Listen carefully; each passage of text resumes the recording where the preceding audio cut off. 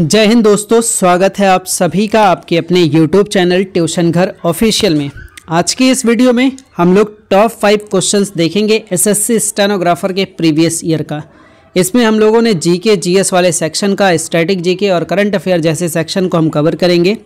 ये सीरीज़ आपको डेली मिलेगी, 5 क्वेश्चंस की सीरीज़ रहेगी जिसमें आप डिटेल में भी चीज़ों को चर्चा करोगे। ठीक है, तो इस पैटर्न पे भी ध्यान रखना और ऐसे क्वेश्चन से अपडेट होना कि जो 2023 में पूछा गया है उस लेवल की हमें तैयारी अपनी रखनी चाहिए और जीएस को देखते हुए जाएंगे कि किस टाइप का जीएस का क्वेश्चन पूछा जा रहा है। ठीक है, वो आप लगाते हुए देखते हुए समझ पाओगे। आज के पहले क्वेश्चन की तरफ बढ़ने से पहले एक मोटिवेशनल कोट लेंगे जो आज की लाइनें हैं कि अगर सफलता के दरवाजे तक पहुंचना है तो उसके लिए मेहनत की चाबी तो घुमानी ही पड़ेगी। अगर सफलता चाहिए हमें तो पढ़ना ही पड़ेगा और हर दिन पढ़ना पड़ेगा।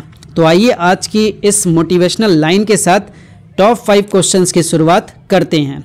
ये आपके पेपर में क्वेश्चन पूछा जा चुका है, तो सबसे पहले इसको हम लोग क्या करेंगे, जूम कर लेते हैं और अब देखिएगा इस क्वेश्चन को। ठीक है, बताइए पहला क्वेश्चन जिसमें पूछा गया था DFC का पूर्ण रूप क्या है। ठीक है, तो DFC का पूर्ण रूप क्या है, बहुत इंपॉर्टेंट है। ये आप बता सकते हैं कि इसमें क्या इसका पूर्ण रूप है। तो देखो इसका सही जवाब जो है, सही आंसर जो है, इसका सही आंसर है डेट्रियस फूड चेन। ठीक है, ये जो 4th नंबर वाला ऑप्शन है यही इसका फुल फॉर्म है, डेट्रियस फूड चेन। आइए इससे रिलेटेड कुछ 1-2 फैक्ट जरूर हम देखते चलेंगे। इससे रिलेटेड वो फैक्ट रहेगा और कुछ और फुल फॉर्म टाइप के रहेंगे, जैसे फेमा का फुल फॉर्म। ठीक है, फेमा का फुल फॉर्म बहुत बार पेपर में पूछा गया है। इस फेमा के फुल फॉर्म को आप जरूर याद करो। ठीक है, foreign exchange management act 1999। FEMA अगर पूछा गया तो ऐसा पूछा जाता है डायरेक्ट कि फेमा का फुल फॉर्म क्या है, तो याद रखना फॉरेन एक्सचेंज मैनेजमेंट एक्ट है। ठीक है, फॉरेन एक्सचेंज मैनेजमेंट एक्ट 1999। आपसे पूछा जाता है IFSC कोड का फुल फॉर्म, पेपर में पूछा जाएगा और पूरा ऑप्शन दे दिया जाएगा और सिस्टम सर्विस में आप जाके फंस जाएंगे। तो पूरा फुल फॉर्म याद रखिएगा, इंडियन फाइनेंशियल सर्विस ना बोल के इंडियन फाइनेंशियल सिस्टम कोड आप बोलिएगा। ठीक है, अगले पे चलते हैं। MICR बहुत बार पूछा गया है, मैग्नेटिक इंक कैरेक्टर रिकॉग्निशन। ठीक है, MICR का कोड मतलब क्या होता है, मतलब मैग्नेटिक इंक कैरेक्टर रिकॉग्निशन, और ये 9 डिजिट का होता है। ध्यान रखना है ये सभी फैक्टों पे। आगे बढ़ें। आज का दूसरा क्वेश्चन जो आपके SSC स्टेनोग्राफर में पूछा गया था कि भारतीय ओलंपिक संघ के किससे संबद्ध है।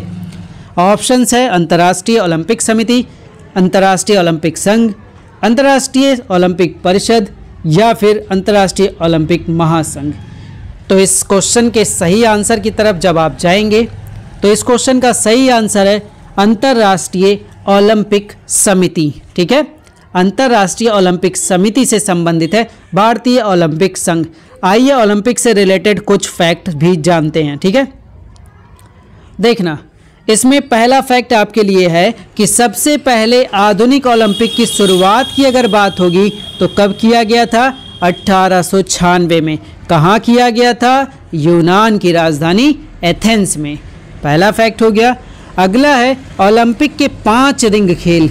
ठीक है, 5 रिंग खेल या 5 रिंग, 5 खेल को सार्वभौमिकता को दर्शाता है। वो किस कंट्री को दिखाएगा, Africa, America, Asia, Australia, Europe महाद्वीप, ये 5 देशों को दर्शाता है। ठीक है, ओलंपिक का 5 रिंग।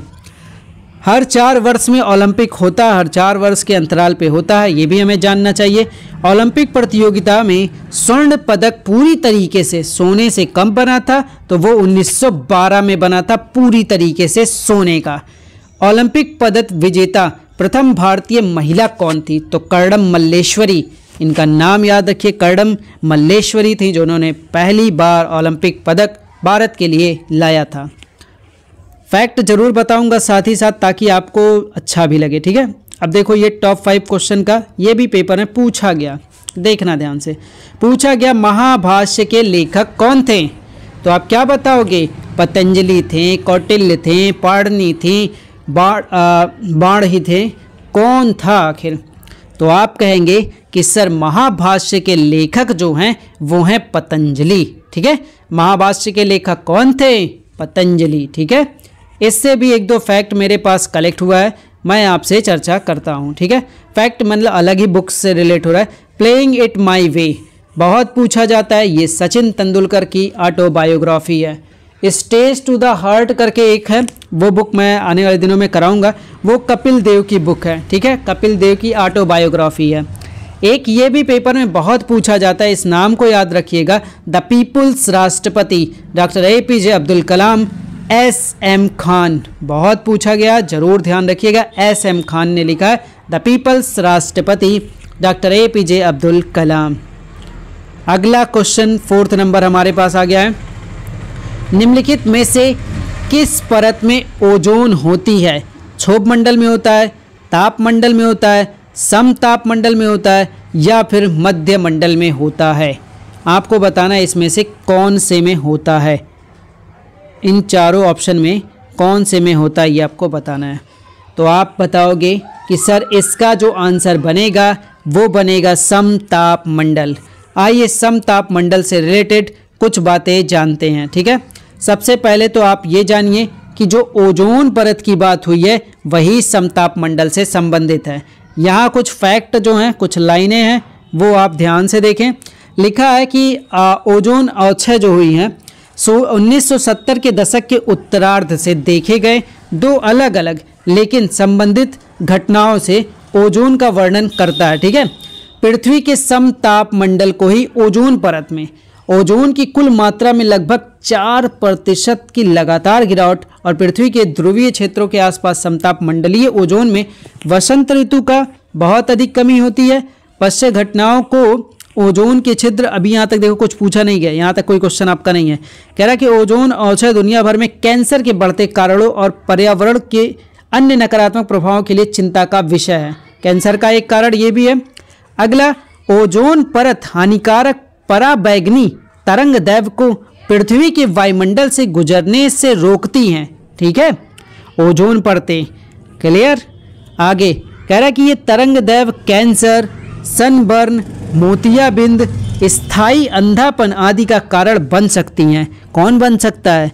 ये तरंग दैव। ठीक है, जिनको वो क्या करता है, ओजोन परत हानिकारक पराबैंगनी तरंग दैव को पृथ्वी के वायुमंडल से गुजरने से क्या करता है, रोकता है।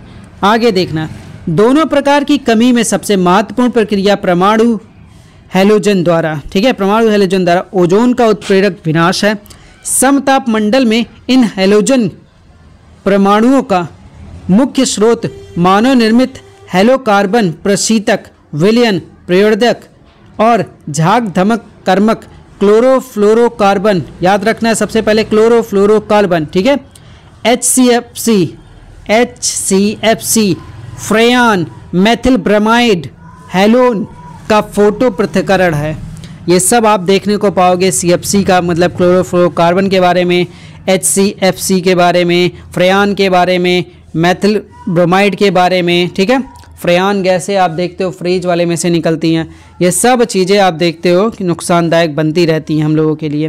तो इन यौगिकों का सतह पर उत्सर्जित होने के बाद हवाओं द्वारा समताप मंडल में ले जाया जाता है। ठीक है, क्लियर। कुछ फैक्ट आपको ध्यान रखना है, जो आपके ज़रूरत की चीज़ें लगे आप ज़रूर उसको देखें और आंसर ज़रूर करें सवाल का। अगला क्वेश्चन देखो, ये भी पूछा गया था, ये 5th नंबर क्वेश्चन पे हम आ गए हैं कि 73वें संविधान संशोधन 1992 के माध्यम से सरकार ने किस अनुच्छेद में वर्णित संवैधानिक दायित्व को पूरा किया है। तो इसका जब आप अनुच्छेद याद करेंगे कि किस अनुच्छेद में चर्चा हुई है, तो अनुच्छेद 40 में, जिसमें आप देखते हैं पंचायती राज से या पंचायत से संबंधित है। ठीक है, यहाँ कुछ लाइनें हैं वो भी आप देख लीजिए। वैसे आप ध्यान रखें कि ये जो 40वां अनुच्छेद है वो पंचायत से संबंधित है। ठीक है, कह रहा 73वें संविधान संशोधन 1993 के इनके अंतर्गत संविधान की 11वीं अनुसूची जोड़ी गई। इसके पंचायती राज संबंधी प्रावधानों को सम्मिलित किया गया।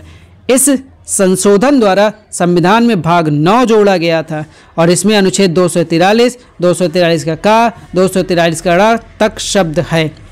तो आपको ध्यान रखना है कि जो इस संशोधन के द्वारा संविधान में कौन सा भाग जोड़ा गया था, 9वां भाग जोड़ा गया था 73वें संविधान संशोधन द्वारा। 11वीं अनुसूची भी जोड़ी गई थी जो पंचायती राज से संबंधित था। ठीक है, तो इस पे क्वेश्चंस आप लगाइएगा। ये 5 क्वेश्चन मैंने आपको करा दिए हैं। ऐसे ही मैं कोशिश में डेली हूँ कि टॉप 5 क्वेश्चंस आपके लिए लाऊं, साथ ही साथ कुछ डिटेल भी लाऊं। आप कमेंट करके बताइएगा आखिर आपका इसमें कितना सही हो पा रहा है। ठीक है, ये प्रीवियस ईयर का है। वैसे अगर आप जीएस के कॉन्सेप्ट वाइज पूरी क्लास जानना चाहते हैं, पूरी क्लास पढ़ना चाहते हैं, या आप लूसेंट पूरा अपना कवर करवाना चाहते हैं, तो आप इसके जीएस वाले बैच से जुड़ सकते हैं। एसएससी स्टेनोग्राफर जो आपके पास मैं आपको बताता हूँ, एसएससी स्टेनोग्राफर का यहाँ पे आप देखिएगा कोर्स भी चलता है। ठीक है, अच्छे से इस ट्यूशन घर ऑफिशियल ऐप को इंस्टॉल कर लीजिए, या फिर आप व्हाट्सअप करके भी कोर्स के बारे में जानकारी ले सकते हैं। आज की क्लास में इतना ही। टेक केयर, जय हिंद।